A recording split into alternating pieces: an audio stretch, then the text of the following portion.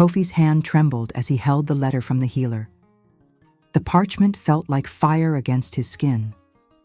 His wife, Amma, sat 3 days' walk away in the village of Kembe, swollen with their first child, and he was here in the settlement of Tobwe with his brother's wife, Zara. The letter said the child would come within days. 3 days. He could reach her in time if he left now. He crumpled the parchment and threw it into the fire. Outside his compound, he could hear Zara's laughter carrying through the afternoon like wind chimes made of pure silver. She was bathing at the well, and half the men of Tobwe had found reasons to pass by with their water jugs empty. Her skin gleamed like polished obsidian. Her movements were fluid as water pouring from a gourd. When she sang, even the birds stopped to listen.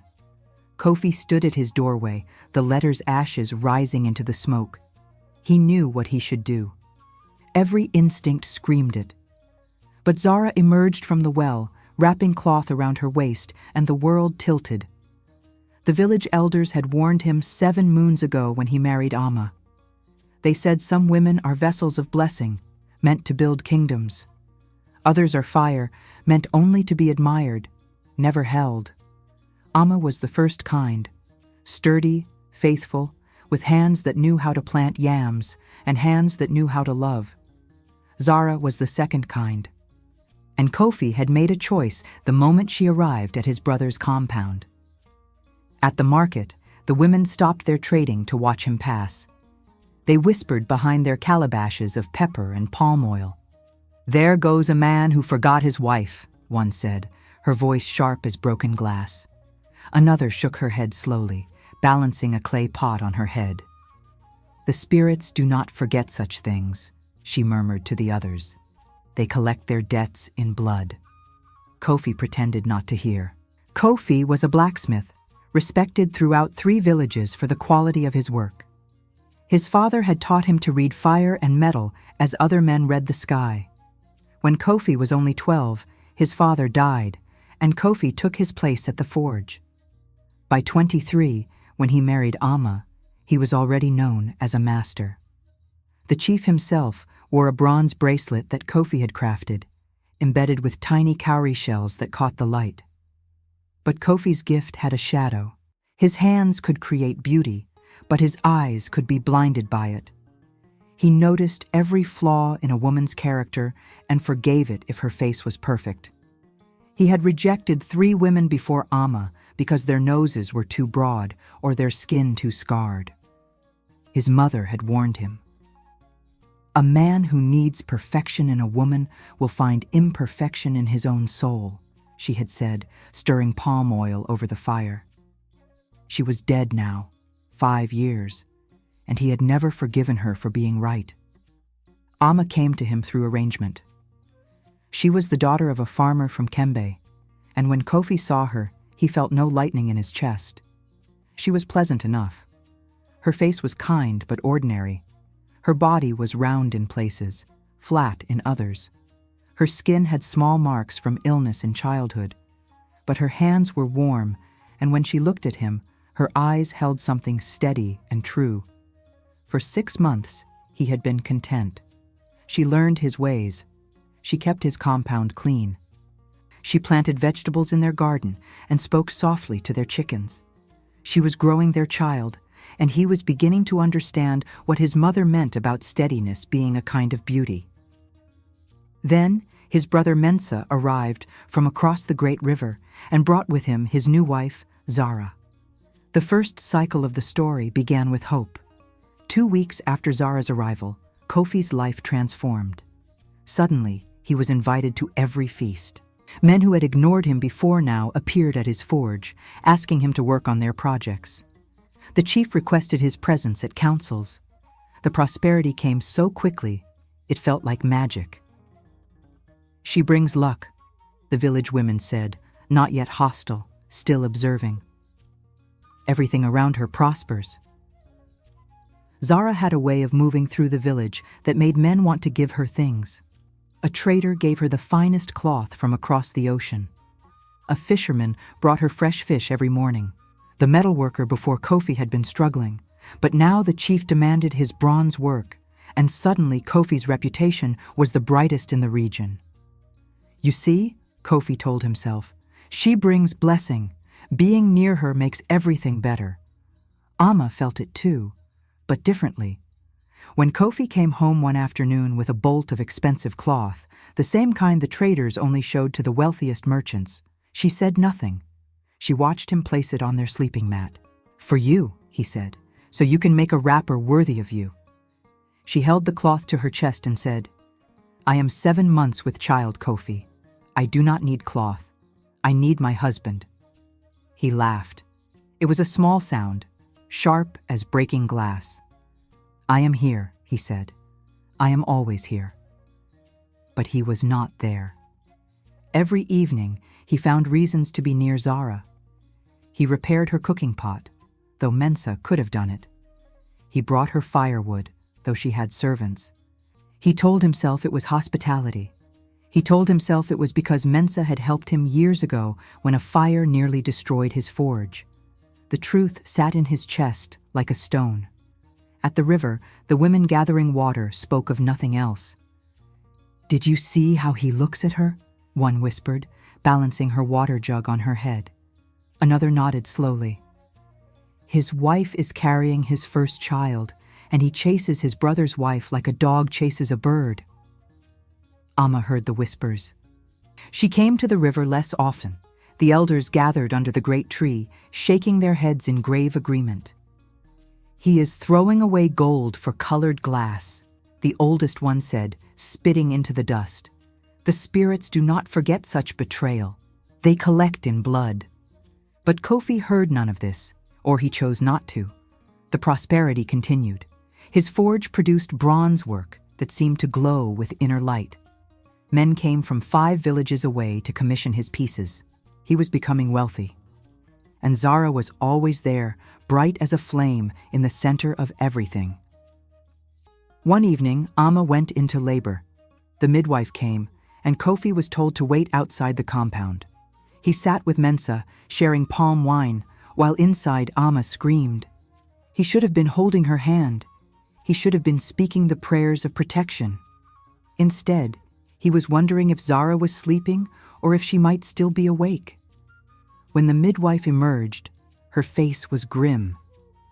"A daughter," she said, "healthy and strong.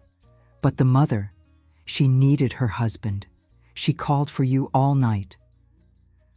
Amma lived, but something in her changed. She held the baby, whom she named Efwa, and looked at Kofi with eyes that had become wells of deepest sorrow. "The spirits do not forget betrayal," Amma whispered, and Kofi realized she had heard the elders speaking. "They collect in blood." The second cycle brought complications. 3 weeks after Afua's birth, Kofi's brother Mensa fell ill.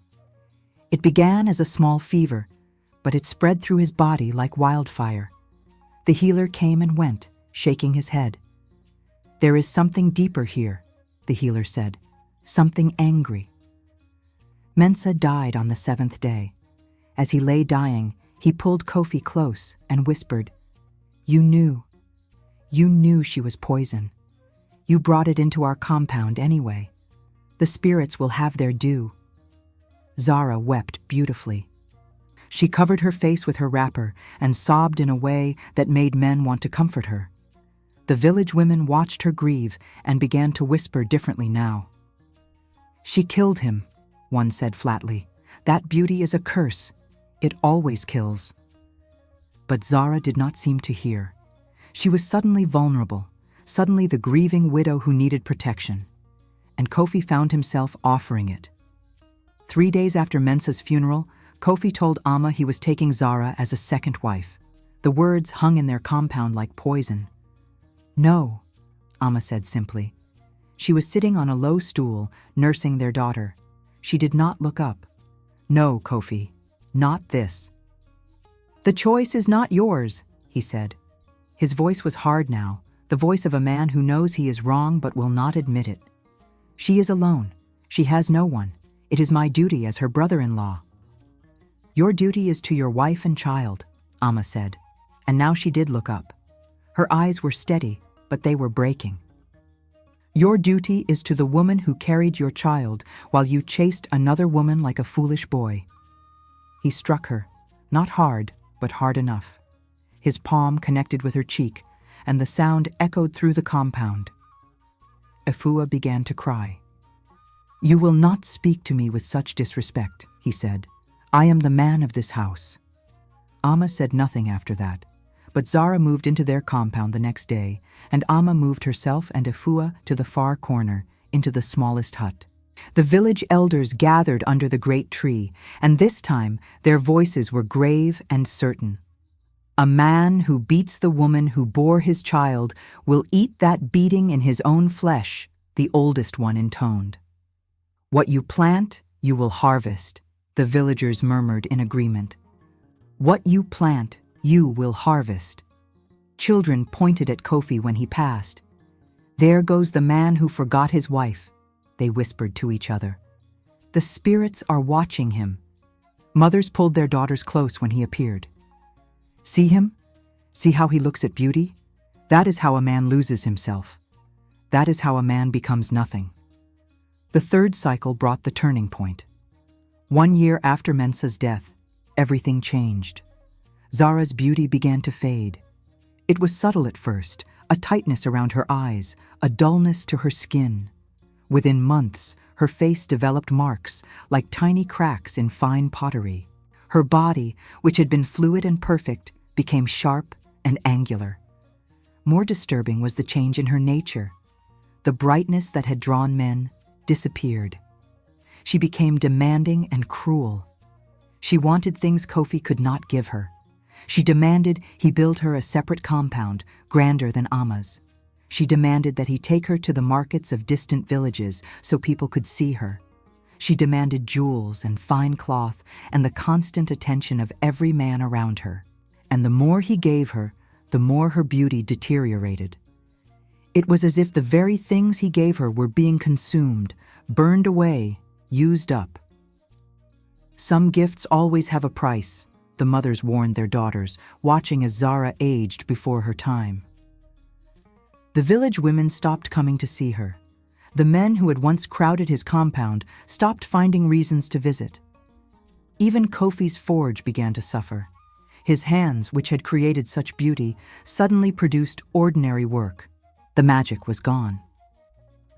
Zara blamed him. She said he was not providing enough. She said he did not worship her the way a man should. She said other men would have appreciated her more. "I regret marrying you," Kofi finally said one evening, his voice hollow. "You have brought nothing but destruction." He had meant to hurt her. Instead, he had revealed the truth. He had never loved her. He had only wanted to possess her beauty. Zara's face crumpled, not with sadness, but with fury. The next morning, she was gone. She left in the night, stealing everything of value she could carry, including the bronze pieces Kofi had created during their year together, pieces that had been meant for the chief. She took the bronze, he told himself, as if the objects mattered more than what he had lost. But Amma knew better. The fourth cycle descended into maximum despair. Without Zara, Kofi discovered that his reputation had been tied to her entirely. The chief, offended by the missing bronze work, removed him from all commissions. The traders who had brought him work disappeared. Within 3 months, Kofi's forge was empty of clients. He had money saved, but Zara had taken much of it. More damaging was what she took from his spirit.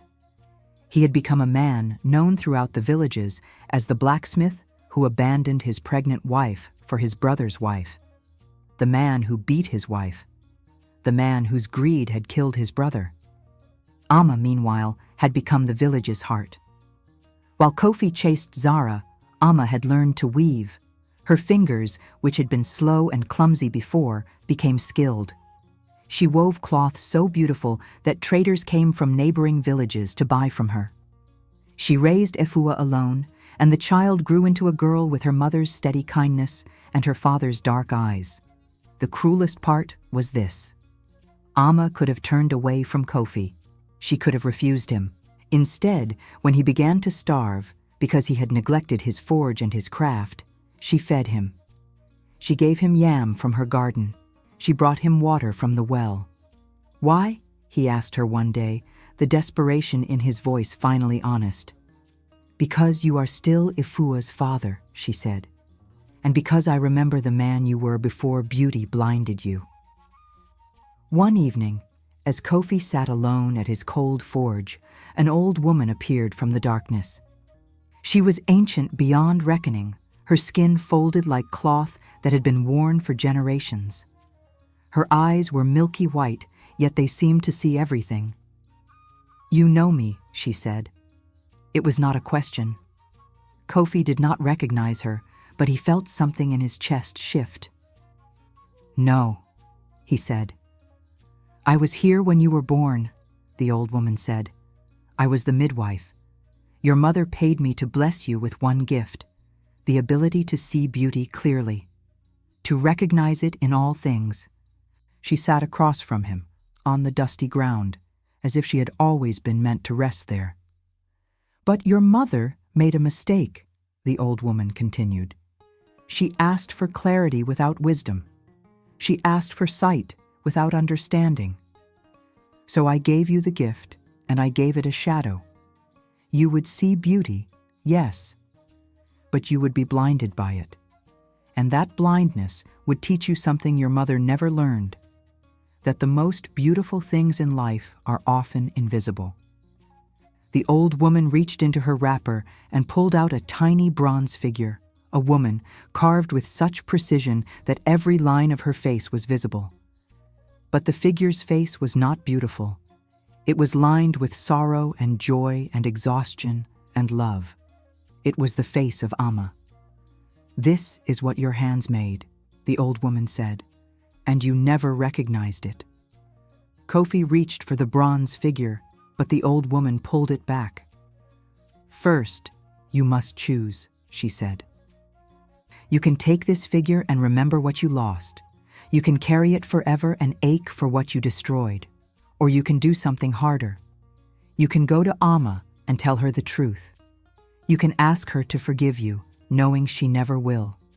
You can spend the rest of your life earning back what you threw away, knowing you will never fully succeed. That is the choice. Kofi's hands trembled. If I choose to stay with her, if I try to make things right, what happens? Then you discover that some debts can never be repaid, the old woman said, but that the attempt itself becomes a form of love. She placed the bronze figure in his hands and disappeared into the darkness. Kofi never saw her again. He went to Amma that night.